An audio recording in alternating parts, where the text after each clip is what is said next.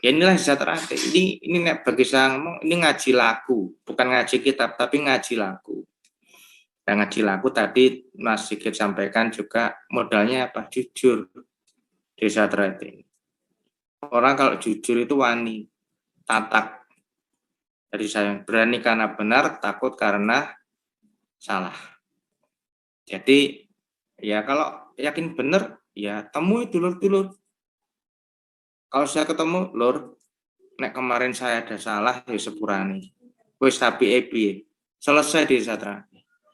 Tapi kadang karena ego jabatan, merasa lebih kuat, lebih pinter, lebih punya pangkat, akhirnya ini sulit untuk menyampaikan istilahnya permohonan maaf tadi.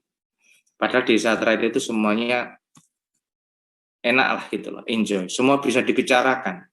Karena apa? Ada marwah pas seduluran di sini. Nek dulur wis ngomong, lur, nek aku salah piye lur? Mosok arep digepui. Enggak kok. Beda dengan orang mengedepankan kekuasaan, mengedepankan ego. Gak nanti tabayun, tak tambah klarifikasi, senengannya masa memperkara nih dulurnya secara hukum. Loh ini bukan didikan sejahtera. Orang tidak pernah ngurusi sejahtera, tahu-tahu, wah karena pensiunnya kebetulan karena pangkat, merasa masih punya kekuasaan, wah akhirnya ngelaporin dulur-dulur. Padahal secara pengabdian dia belum ada apa-apanya gitu. Dan ini sebenarnya tidak boleh di sejahtera. Makan gaya gaduh di sejahtera ya sifat-sifat seperti itu. Tapi mohon maaf saya tidak akan sebut ngomong. Kita hanya ngambil suri terlebih di sejahtera ini sebenarnya pengabdian. Sejahtera ini besar bukan karena ketua niki wong pinter, wong sugih, wong dipangkat, tidak. Sejahtera besar karena keikhlasan. Dan Gusti Allah Sang Pencipta itu ridho dengan itu. Kalau sejahtera dengan profesionalisme, dengan janji bahwa pelatih akan dibayar segala macam, sudah pasti jaminan itu pasti akan rebutan. Rebutan dari pelatih, rebutan siswa. Dampaknya oyo-oyoan. Kalau sudah ada seperti itu, pasti hitung-hitungannya adalah materi. Kalau sudah materi, berarti tidak ada keikhlasan. Jika mana tidak ada keikhlasan, apakah yang di atas Sang Pencipta, Gusti Allah akan cawe-cawe? Tidak. Dan apakah sejahtera akan besar? Tidak. Sering saya sampaikan bahwa di sejahtera ini tadi yang disampaikan Mas Sigit, utamanya adalah suri toladan. Bahwa namanya ketua pemimpin itu harus memberikan suri toladan yang baik untuk berbuat bagi orang lain. Ya dari situlah sejahtera itu bisa berkembang luas ya semata-mata karena keinginan untuk mengabdi tadi. Mengabdi bagi sesama, mengabdi bagi kemaslahatan umat. Makanya kalau ada warga sejahtera sampai meresahkan masyarakat ini yang patut dijadikan catatan loh, ini pelatih imbian sopo ini kan kayak gitu kan. Ya, jadi evaluasi bersama. Jadi apakah mereka 100% salah? Oh tidak. Setiap orang mempunyai prosesnya masing-masing. G6 wajar. Tapi nanti biasanya 1, 2, 3 tahun dia akan mulai pencarian jati diri. Dan di sejahtera itu salah satu sarana wadah untuk pencarian jati diri itu tadi. Jadi berbahagialah istilahnya bergabung di kampus besar sejahtera. Ini kampus didikan yang tidak akan ada habisnya karena saling mengingatkan, karena kebaikan itu bisa datang dari siapapun. Jadi namanya proses, tidak bisa kita semudah membalik tangan. Jadi apa yang disampaikan Mas Sigit tadi itu ya patokan awal, patokan dasar kita bahwa kita melangkah itu tetap kudu enek garisnya, kudu real jadikan patokan. Kalau tidak ada patokan aturan, nanti kita ya sak penai. Tetapi yang patut kita sadari bahwa kita di sejahtera kuncinya di awal semua yang harus kita letakkan adalah paseduluran. Paseduluran itu adalah ketemu, ngobrol, silaturahmi. Nah, bahasa zaman sekarang yo ayo ngopi bareng kan kayak gitu. Nah, kalau nggak pernah ketemu, nggak pernah ngobrol, nggak pernah istilahnya ngopi bareng, kapan iso temu rose kan kayak gitu. Isinya main apa jenenge salah-salahan aja. Tapi tabayun klarifikasi tidak pernah ada, itu janganlah. Makanya saya direct titip dalam Sarasian ini, segala permasalahan jika ada apa-apa ketemu ngobrol kan kayak gitu. Memang tidak di Satrate cara penyelesaiannya mungkin tidak bisa langsung diselaku kayak organisasi sikat pecah, tidak. Di Satrate itu kalau ada konflik kadang ya memang kalau terpaksa ya harus dipisah dulu. Nanti seiring waktu pelan-pelan nanti akan dijadikan satu kembali. Jadi terlebih ini Mas Fikri kan bagian organisasi, wah suka dukanya banyak ini. Kadang sama Ryan atau rantingnya ada yang ngeker. Nah, termasuk di Madiun juga sama. Ada Ryan nggak mau gabung sama rantingnya, nggak malah pindah ke ranting yang lain. Ini proses nggak apa-apa, tapi pelan-pelan dimong, akhirnya, ya Mas, saya kembali ke ranting saya. Ini butuh proses, tidak bisa saklek. Karena itu tadi, ada asah, asih, dan asuh. Bukan saklek organisasi, bukan kan kayak gitu.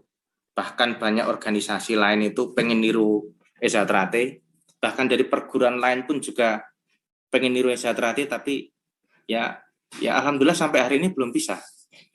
Karena sudut pandangnya sudah berbeda gitu loh. Ada perguruan lain tuh datang ke Bojonegoro sampai beliau tuh heran, loh Satrate itu kelas ranting saja sudah membangun padepokan. Kan kayak gitu.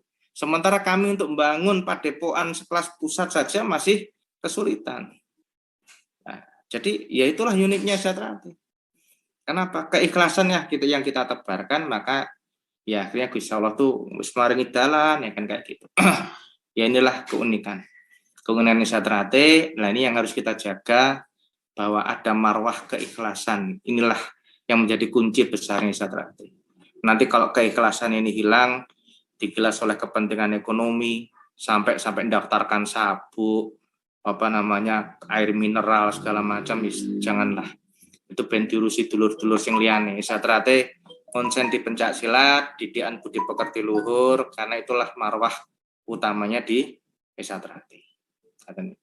Jadi pun termasuk dengan pusat dan cabang itu adalah hubungannya ya sama kakak dan adik. Jadi kalau adiknya punya padepokan, punya rumah, masa artipek masih tidak. Satrate sampai hari ini belum seperti itu. Dulu Mas Tarmaji nyampaikan kalau yang suro itu ki ngabehi, ngabehi itu ngakabehi, ngakabehi artinya menguasai segalanya. Kalau di Satrate tidak, ki hajar, hajar itu guru. Guru itu ada suatu kebanggaan bila mana bisa mendidik muridnya itu bisa lebih pandai dibanding gurunya. Berarti berhasil gurunya. Pun termasuk di Satrate, kalau Trenggalek padepokannya lebih megah daripada Madiun, ya itu keberhasilan Satrate bisa mendidik adiknya lebih mapan. Kata nih Mas Sigit nih. Nah, jadi sampai akhirnya tuh gerbangnya Trenggalek itu, padepokan Trenggalek sampai ditiru oleh padepokan yang baru di Satrate. Jadi perlu dipahami di Satrate ini gini, antara pusat dan cabang itu kita bandingkan gampangnya gini, ada organisasi Muhammadiyah dan Nahdlatul Ulama. Muhammadiyah ini tersentral itu butuh kos, butuh biaya besar. Tapi Muhammadiyah punya sumber dana, dia punya badan hukum ekonomi, punya badan hukum kesehatan, rumah sakit, dia punya badan hukum pendidikan, SMA sama universitas, sehingga pembiayaan bagi dia tidak ada masalah. Tapi Nahdlatul Ulama, ini pondok-pondoknya tuh otonomi kagungannya kiai-kiai ini. Ya, otomatis lah yang di Satrate yang hampir mirip seperti Nahdlatul Ulama ini. Untuk proses sekarang Muhammadiyah, ya kita belum sanggup lah. Karena namanya berangkat dari keikhlasan, duitnya ya enak setahun pisan kan kayak gitu kan. Lalu dikelompoknya sidik-sidik. Ya semoga kota cabangnya kayak Mas Sigit semua bisa tertib, administrasi membangun. Ini udah mau beli tanah lagi. Mas Bojonegoro juga gitu. Padepokannya tidak hanya satu titik, rencana mah di 4 penjuru. Mata angin akan beli lahan semua kan kayak gitu. Jadi ranting sudah punya, pusatnya Bojonegoro juga sudah 3 titik, mau masih nambah pengen 2 titik lagi Mas Ayu bilang. Sama nanti mungkin Kerawang sebentar lagi juga nyusul seperti itu. Artinya apa? Kita diban keikhlasan, kita berbuat untuk orang lain. Jadi seneng, nek ngendelok dulure seneng. Jadi didikan di Satrate buan terus akhirnya ngelak-ngelak, tiap kali ngelak ini mboten penak. Kuwi duduk setia hati wi. Niku sakit hati. Sakit hati ya ndak patut lah. Mosok tak lihat di grup WA tuh bendino ngelek-ngelek tuh pegak waleh tuh. Pegak bosen tuh gitu loh. ini didadekne buku no genep setahun no tetap beli sak piro itu. Makanya kalau saya titip di forum ini juga, jangan menjelekkan orang lain. Karena itu adalah bagian dari doa, tidak sadar itu sama artinya kita jelekkan diri kita sendiri. Jangan. Jadi kalau orang jelekkan itu alhamdulillah saja. Karena bersyukur mereka masih mikirkan kita, sementara kita tidak mikir mereka, kan kayak gitu.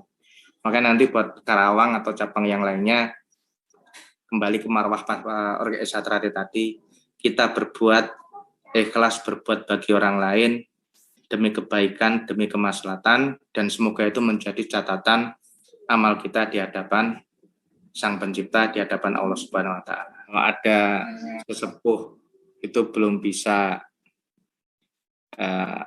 mungkin belum bisa asih dan asuh, ya berarti kita ambil jalan tengah saja, berarti kita sedang diuji kesabarannya, gitu saja. Karena tidak mesti setiap sesepuh itu sempurna, kan kayak gitu.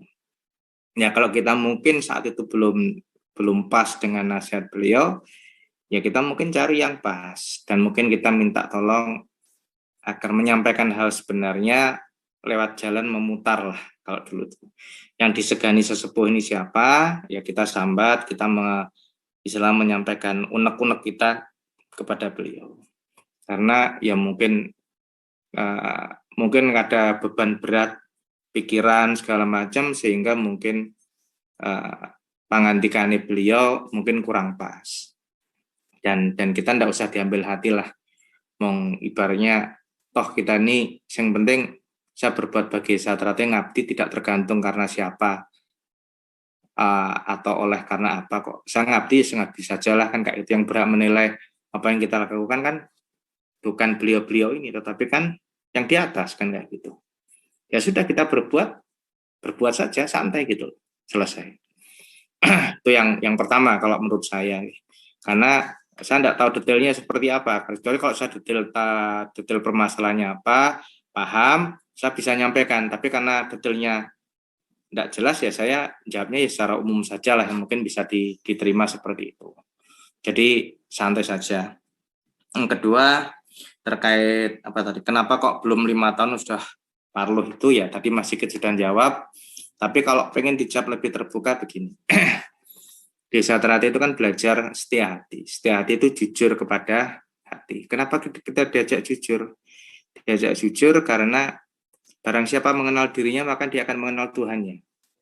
Nah, kan itu di Mukadimah Liniado kan sudah jelas. Setia hati sadar meyakini akan hakikat hati itu, dan akan mengajak setiap warganya menyingkap tabir selubung hati nurani, di mana sang mutiara hidup bertahta. Nah, menggolek Gusti Allah, menggolek sang mutiara ini kan hanya bisa dicapai dengan kejujuran.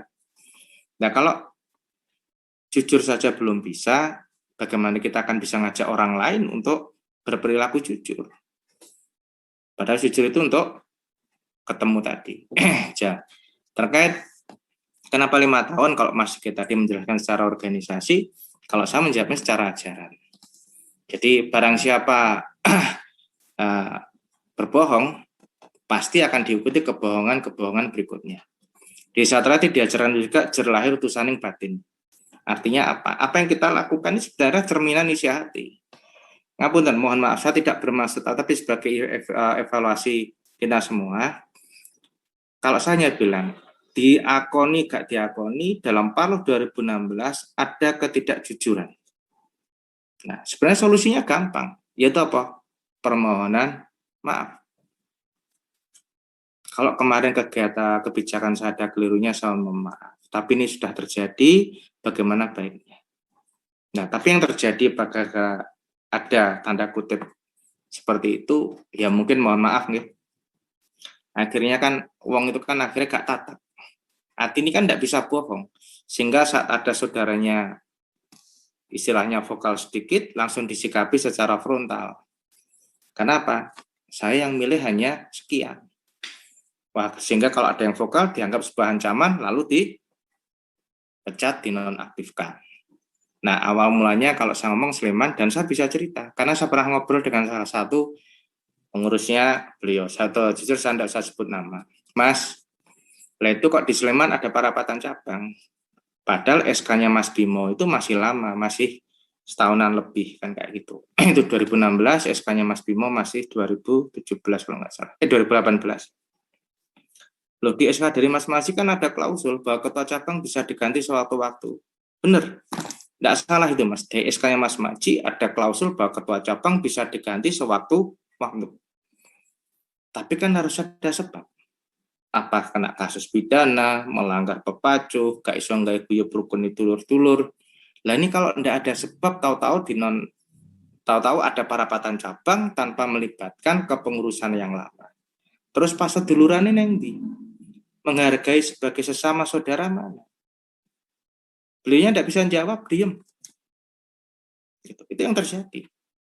Tapi Sleman itu terus Bangkalan.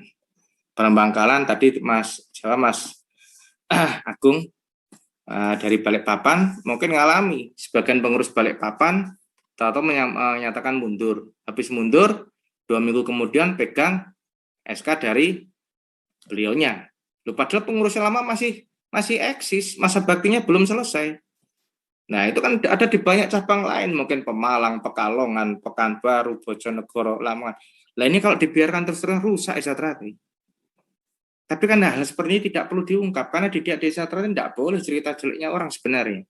Tetapi ini sebagai evaluasi, dan mungkin Ngapunten Madiun kan tidak menyampaikan, ya istilahnya, ya karena menjaga itu tadi. Kalau ini tadi yang Mas Sigit sampaikan, ya terpaksa harus ada, ya mungkin seperti itu.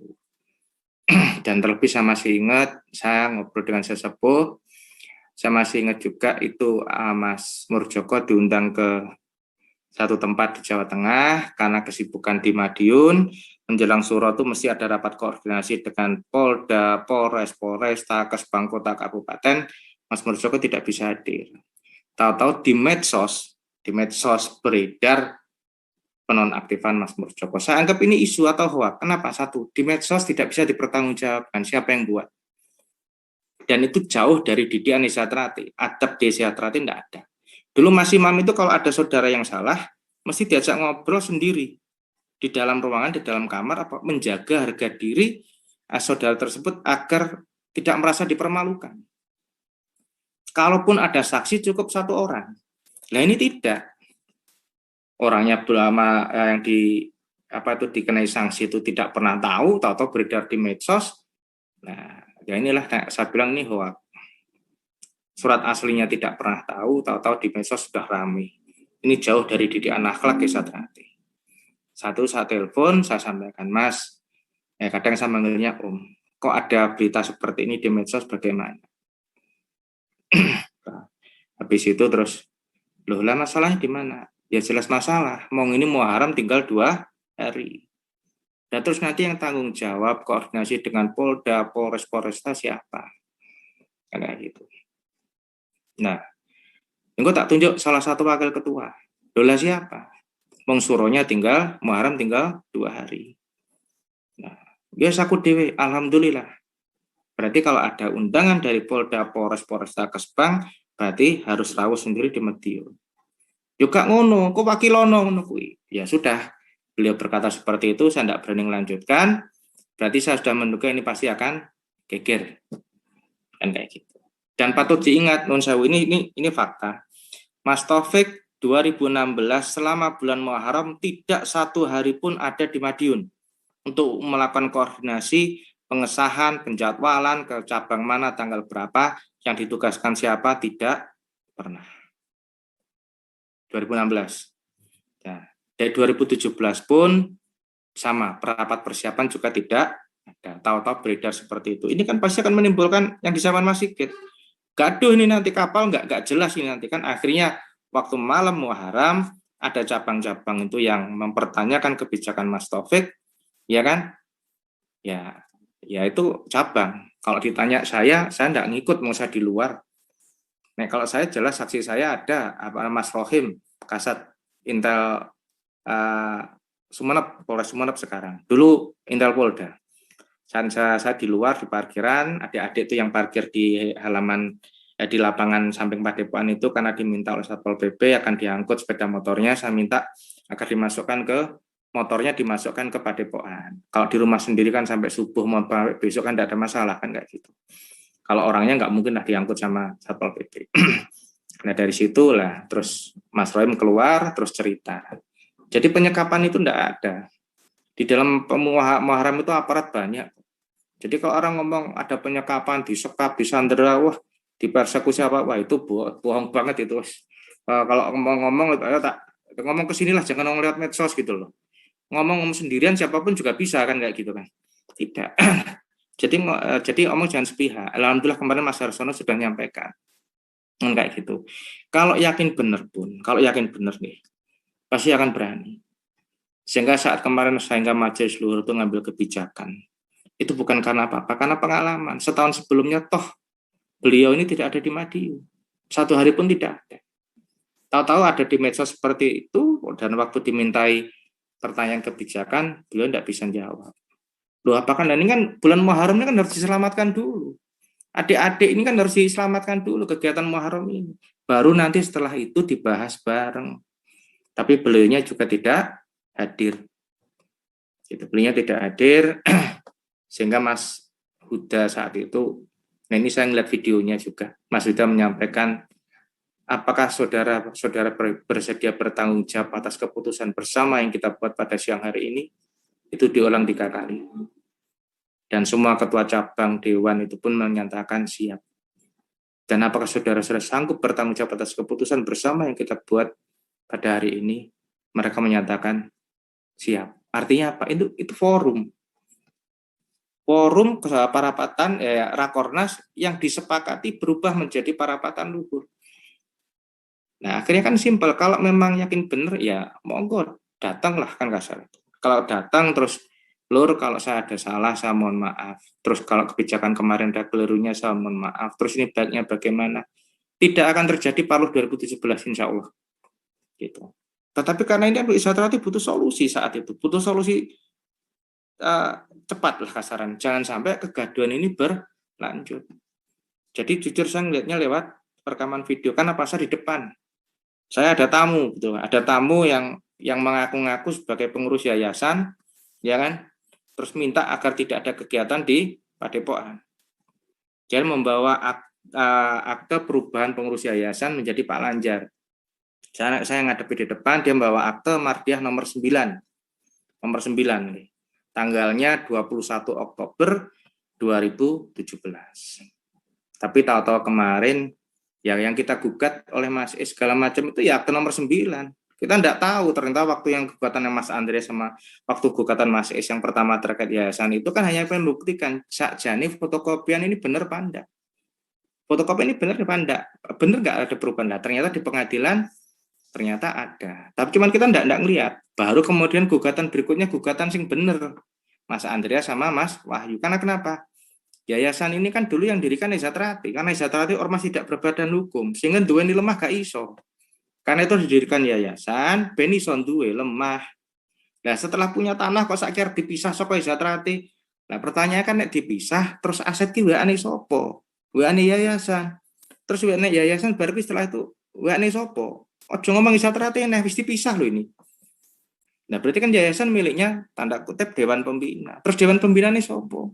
Berarti pemisahan aset pemisahan yayasan dan Isatrati ini adalah nun sewu, patut diduga menjadi upaya penguasaan aset untuk pribadi. Yang ini yang harus dilanggar. Dan Mas Hariwur itu kalau ada isu di medsos di Mas Hariwur dilaporkan ke Polda Jawa Timur, karena Mas Hariwur mempertahankan ini bahwa yayasan ini miliknya Isatrati. Sehingga Mas Hariwur tidak mau menyerahkan aset, tidak mau menyerahkan sertifikat maupun akte, sehingga dilaporkan dituduh penggelapan. Padahal tidak ada yang digelapan, semuanya masih dipakai oleh Isatrati kok. Mas Murjoko hanya gara-gara statement ketua yayasan bagi kami adalah Mas Hariwur dilaporkan ke pembohongan publik. Loh, perkara ini masih sidang, masih perdata dan Mas Murjoko kekeh mempertahankan menyampaikan Mas Hariwur dilaporkan ke Polda Metro Jaya. Nah, yang laporkan ini kan lucunya orang yang tidak pernah ngurusi Isatrati gitu loh. Jadi ya karena maklum ya semantan di aparat merasa paling benar bahwa alam lah. Nah ini yang akte mardiahnya itu begitu Mas Andreas, Mas Wahyu gugat ini, terus kita mau insakel, mau banding itu, loh kok aktenya beda.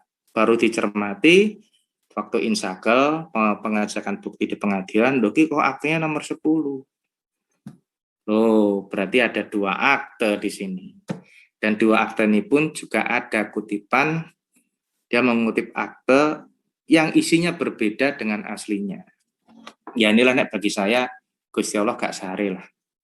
Tidak ada kejahatan yang sempurna kan kayak gitu. Artinya apa? Kalau kita mau belajar ke ajaran Nisa Trate, kedidikan Nisa Trate, kembali ke sikap jujur, bahwa setiap upaya tidak jujur itu pasti akan oleh Gusti Allah itu pasti akan diberikan satu titik kelemahan. Nah, akhirnya dibuka semuanya. Waktu sidang badan hukum, ternyata yang menjadi saksinya beliau malah menguntungkan Madiun. Waktu gugatan terkait hak merek, saksinya mereka juga menguntungkan pihak Madiun. Nah, alhamdulillah, siapa yang menggerakkan? Gusti Allah, bukan siapa-siapa. Mas Taufik kan di pengadilan hak merek itu, istilahnya gugatan pengalihan hak merek itu menuduh bahwa Mas Tarmaji tidak beritikat baik bagi Satrate. Mas Tarmaji akan mengambil keuntungan pribadi dari hak merek tersebut. Nah, saat kesaksian oleh Mas Sunarno, dijawab, ditanya hakim, bahwa Mas Tarmaji itu mendaftarkan hak merek setelah sarasehan di Jakarta.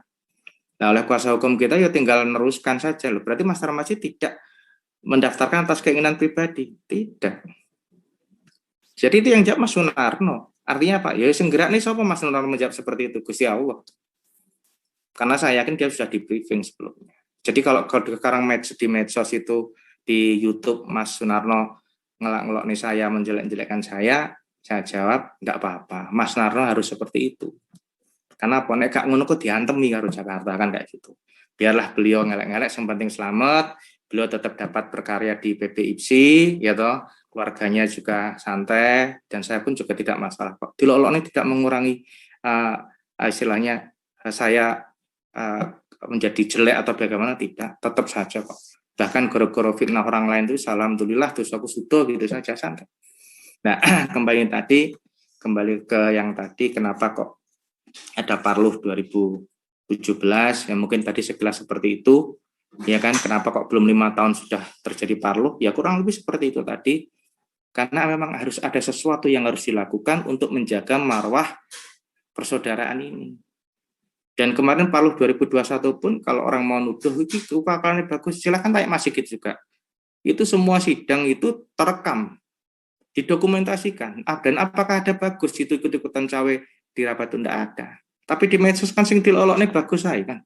Padahal saya di ruang media center sama Pak Kasat Intel, sama teman-teman media, jam 2 sudah beredar isu bagus ketua umum kayak gitu. Padahal itu masih pleno 3. Kan kayak gitu. Jadi ya itulah di medsos. Tapi dengan ada sarasan ini kan semuanya bisa jadi clear kan kayak gitu.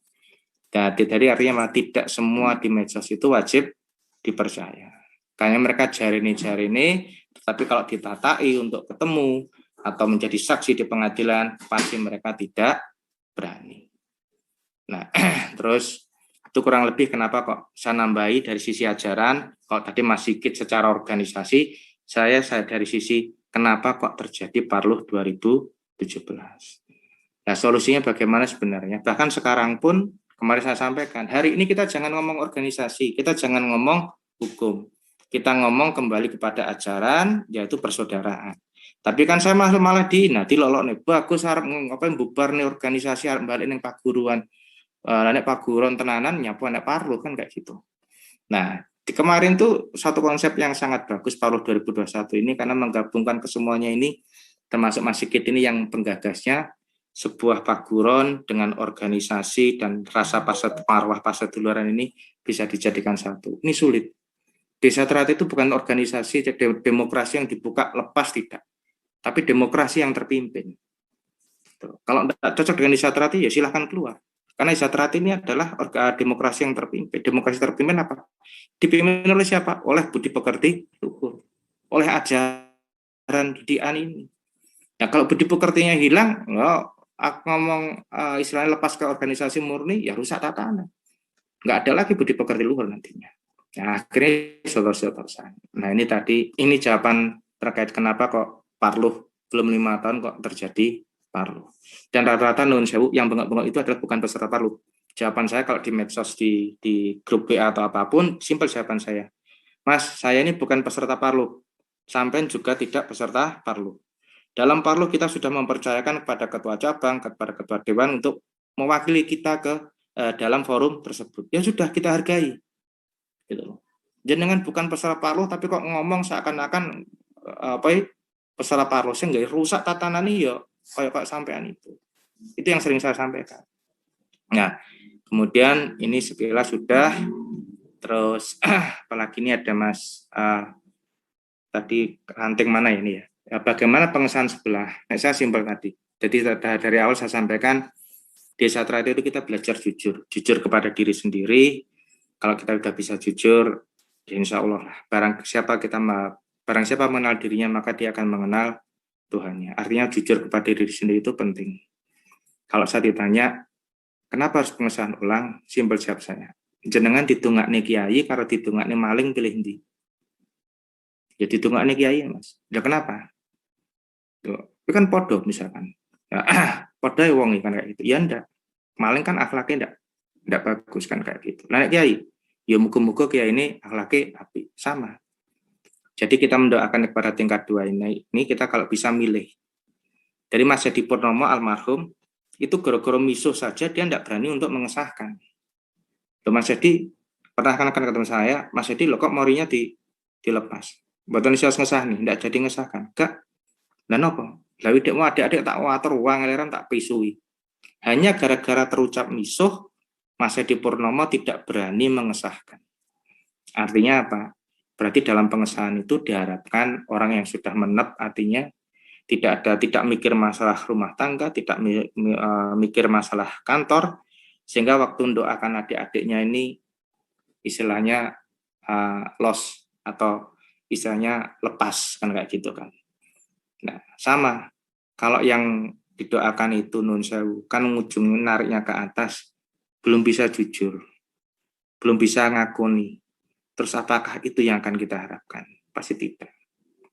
Jadi kalau ditanya kenapa harus pengesahan ulang, ya nek saya dasarnya itu. Tapi nek tetap ngono ya monggo. Dan rata-rata jenengan cermati biasanya sifatnya nurun, kelakuannya podo.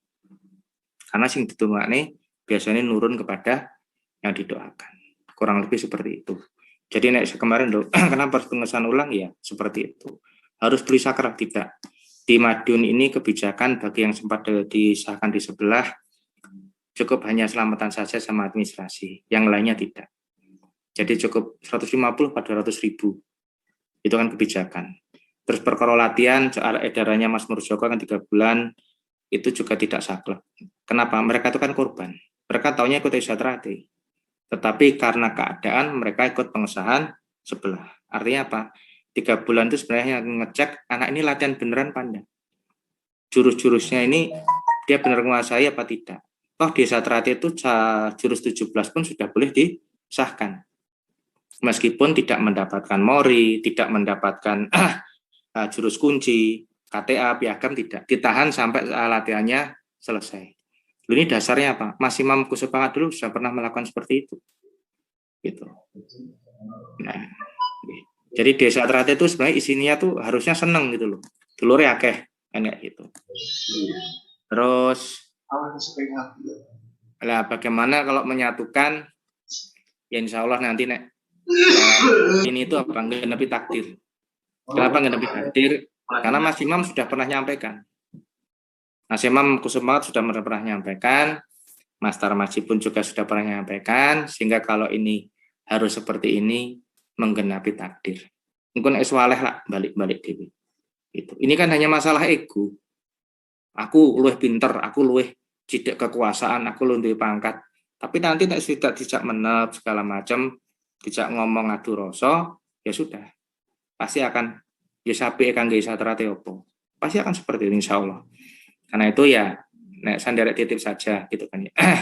Jadi kita harus bedakan, tidak semua yang ikut sana itu jahat. Tidak ikut yang pada satu titik nanti insya Allah akan kembali gitu. Jadi nggak takdir bagi saya sendiri karena kenapa? Dulu kan pernah almarhum karena memang tanah yang selatan Padepokan yang dibangun gedung baru itu belinya lewat kredit di BCA.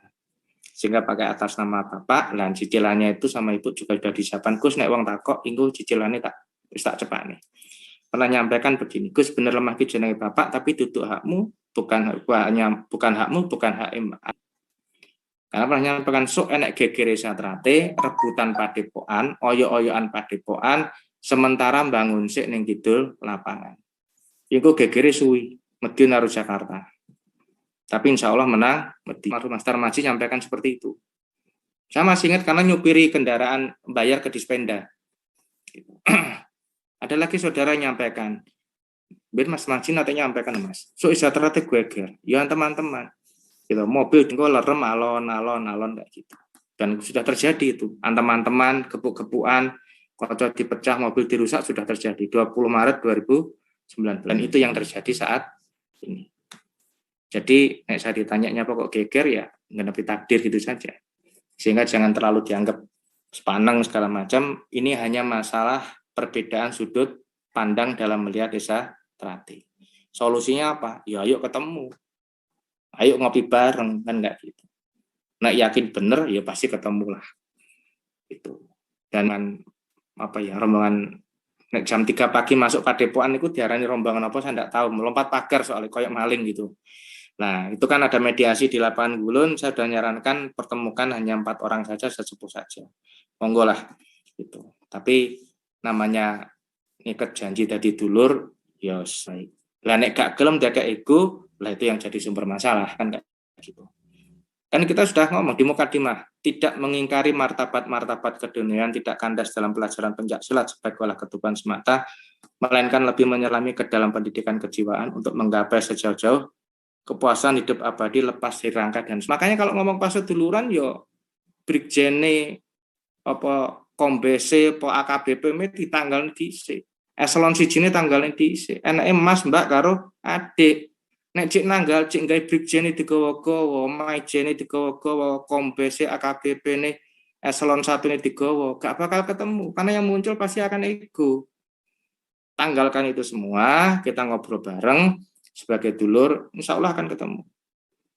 Saya di sini, menurut saya, kalau kamu jujur, saya ngadepi dulur-dulur korlap banyak kok. Pertama sekali, 2 kali, ya istilahnya mencurang gitu kan. Ya, tapi setelah 3 kali, 4 kali ketemu, dia Mas nek kula klentu, kula nyecek kan biasanya Mas Tarmaji mau membuat dinasti, Padepokan arep dikuasai keluargane Tarmaji, kan kayak gitu kan. Begitu saya tunjukkan akte nih, wis nang digoleki, pasal endi. Tidak bisa jawab, karena mereka melihat akte ini secara langsung, diem kan. Nah, artinya di luar itu yang mereka terima masih informasi dari satu sisi. Begitu dituduh nih informasi yang lain, yang benar, tetap mereka akan mikir kan. Begitu mikir, oh ternyata informasi yang saya terima adalah keliru. Ini hanya fitnah, pelintiran, kan kayak gitu. Nah, ya sudah begitu sudah seperti itu ya, Mas, nek saya ada kelirunya, saya mohon maaf. Selesai kan? Sudah. Namanya barang api itu tidak perlu ditawar-tawar, pasti akan dicari. Tapi nek barang elek, butuh promo, ditawak-tawak nih, dikek diskon, kan kayak gitu. Jadi santai wae lah, santai saja. Kita ajak, yang penting kita ngajak kembali ke marwah organisasi, yaitu paseduluran, yaitu laku becik.